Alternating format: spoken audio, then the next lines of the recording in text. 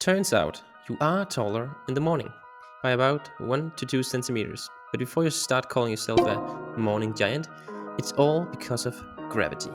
See, your spine isn't just one solid piece, it's made of squishy, water filled discs that act like shock absorbers. When you lie down at night, these discs soak up fluid like a sponge, making you taller. But the moment you wake up and stand up, gravity starts pushing down on you like a grumpy bus. The fluid slowly squeezes out, and by nighttime, you're shorter than you started. I can totally reach that shelf. Why is this suddenly so far away?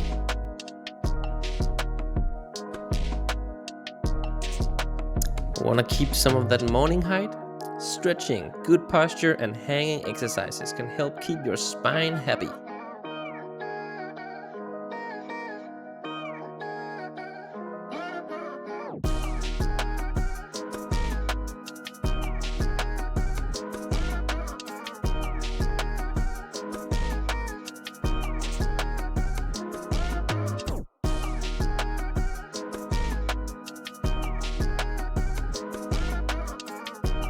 If you ever feel like you're shrinking, just blame gravity.